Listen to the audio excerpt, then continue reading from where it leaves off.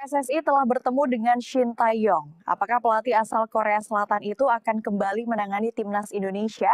Kita nantikan keputusan resminya. 일단 우리 팀은 이번 아시안컵에서는 랭킹이 가장 낮기 때문에 우리는 무조건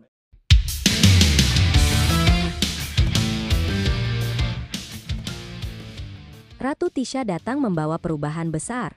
5 pemain yang sebelumnya dicoret secara privat akhirnya kembali dipanggil, tepat setelah Shin Tae-yong resmi kembali melatih timnas Indonesia. Apa sebenarnya rencana besar di balik keputusan mengejutkan ini, dan bagaimana efeknya untuk duel panas melawan Arab Saudi serta Irak? Perwakilan PSSI akhirnya memastikan bahwa Shin Tae-yong akan kembali menangani timnas Indonesia. Kabar ini jelas menjadi angin segar di tengah gonjang-ganjing yang sempat melanda skuad Garuda setelah serangkaian keputusan kontroversial dari Patrick Kluivert. Pertemuan antara Shin dengan Ratu Tisha sore tadi menegaskan bahwa sang pelatih asal Korea Selatan siap kembali duduk di kursi utama. Bagi publik, kehadiran Shin Tae-yong bukan sekadar berita biasa. Nama Shin sudah identik dengan kebangkitan sepak bola Indonesia sejak beberapa tahun terakhir. Ia dianggap sebagai arsitek yang mampu menyulap skuad Garuda dari tim kuda hitam menjadi penantang serius di level Asia. Maka tak heran, kabar kembalinya pelatih berusia 53 tahun ini langsung disambut gegap gempita oleh pecinta sepak bola tanah air. Situasi ini berawal dari langkah mengejutkan Patrick Kluivert yang mendepak 5 nama penting dari daftar skuad utama. Marcelino Ferdinand, Ivar Jenner, Mees Hilgers, Rafael Struijk, dan Adrian Wibowo secara tiba-tiba dinyatakan tidak masuk dalam rencana. Padahal, mereka selama ini dianggap tulang punggung timnas, baik dari sisi teknik, stamina, maupun visi permainan. Keputusan itu langsung menuai badai kritik. Para penggemar, pengamat, bahkan mantan pemain timnas tak bisa menerima alasan Kluivert. Mereka menilai pencoretan 5 pemain muda potensial itu justru melemahkan kekuatan tim. Media sosial dipenuhi komentar pedas, sementara para pemain yang dicoret pun kebingungan hingga harus langsung menghubungi pihak PSSI. Disinilah peran penting Ketua Umum PSSI, Erick Thohir. Ia turun tangan cepat setelah melihat kegaduhan. Erick langsung mengumumkan bahwa kelima pemain muda itu tetap akan membela Indonesia di laga krusial melawan Arab Saudi dan Irak. Sebagai konsekuensinya, ada 5 nama lain yang akhirnya harus digantikan demi menjaga keseimbangan skuad. Nama-nama yang dicoret kali ini adalah Mark Locke, Jordi Amat, Yakob Sayuri, Stefano Lillipali, dan Egy Maulana Fikri. Erick menegaskan bahwa keputusan ini sama sekali bukan karena faktor suka atau tidak suka, melainkan murni demi kepentingan timnas. Menurutnya, Indonesia harus tampil dengan kekuatan terbaik, yang benar-benar siap dari segi fisik maupun mental. Langkah Erick ini mendapat banyak dukungan. Publik menilai sikap tegasnya menunjukkan bahwa PSSI tidak ingin main-main dalam persiapan menuju kualifikasi Piala Dunia. Namun di sisi lain, keputusan ini otomatis semakin menekan posisi Kluivert. Banyak pihak meyakini itulah titik balik yang membuat kursinya semakin goyah. Tak lama setelah itu, Ratu Tisha pun memberi pernyataan mengejutkan.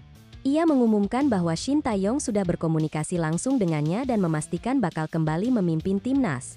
Menurut Tisha, Shin bahkan sudah dalam perjalanan menuju Indonesia untuk mengambil alih persiapan jelang laga penting di bulan Oktober. Kepastian ini membuat suasana kembali bergairah. Publik yang semula pesimis, kini justru penuh harapan.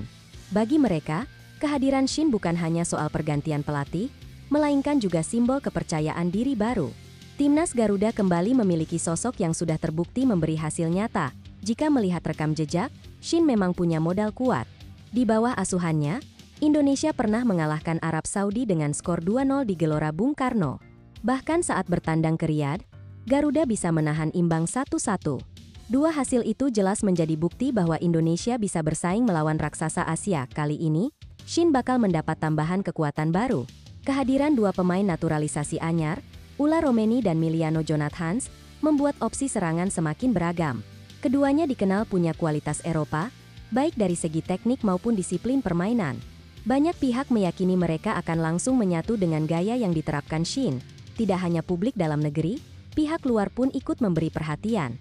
Roberto Mancini, pelatih Arab Saudi, sempat menyebut bahwa Indonesia adalah lawan yang sulit ditebak bila dipimpin Shin Tae-yong. Ucapan ini menunjukkan betapa seriusnya ancaman Garuda di mata tim lawan. Di tengah kabar itu, publik juga teringat pada ramalan lama dari Gus Dur.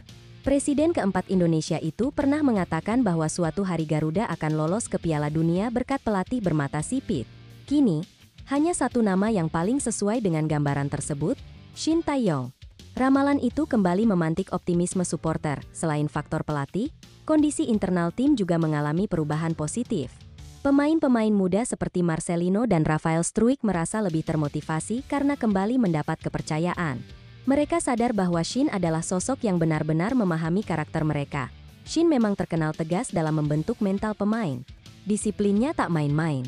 Ia tidak segan mencoret pemain yang malas, tidak fokus, atau melanggar aturan.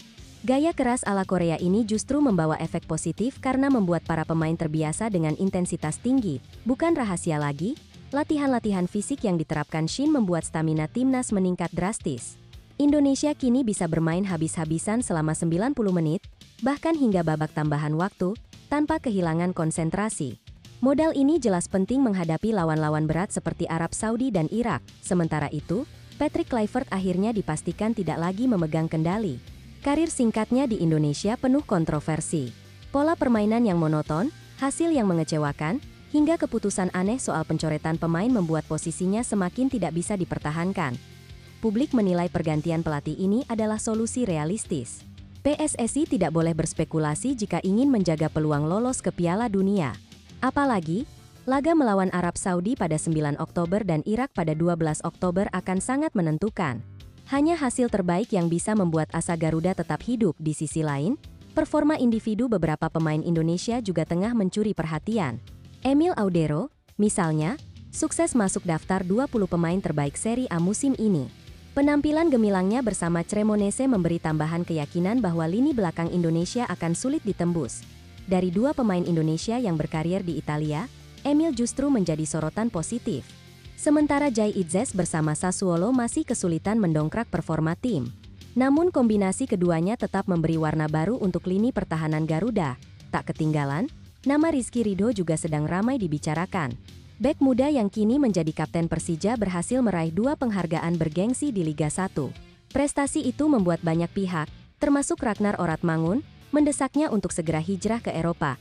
Dorongan dari rekan-rekan diaspora semakin memperkuat keyakinan bahwa Ridho punya kualitas untuk tampil di level internasional. Jika benar-benar pindah ke Eropa, lini pertahanan timnas akan semakin kaya pengalaman dan mental juara. Namun yang paling krusial tetaplah fokus pada laga Oktober. Jadwal yang padat dengan lawan berat menuntut kesiapan ekstra. Arab Saudi punya keuntungan sebagai tuan rumah dan jadwal istirahat lebih panjang. Sedangkan Indonesia harus pintar memanfaatkan waktu singkat untuk pemulihan. Dean James, salah satu bek andalan timnas, bahkan menyebut bahwa grup ini bisa disebut sebagai grup neraka. Ia menilai peluang Indonesia lolos memang tipis, tapi bukan berarti mustahil.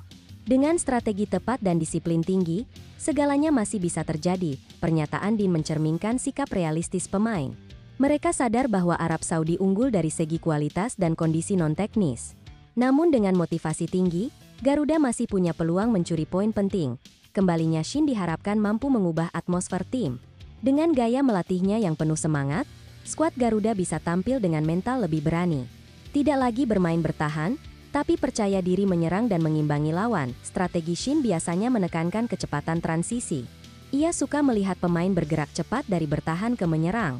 Gaya ini cocok dengan karakter pemain Indonesia yang lincah dan eksplosif. Dengan tambahan tenaga dari pemain naturalisasi, pola ini bisa semakin efektif.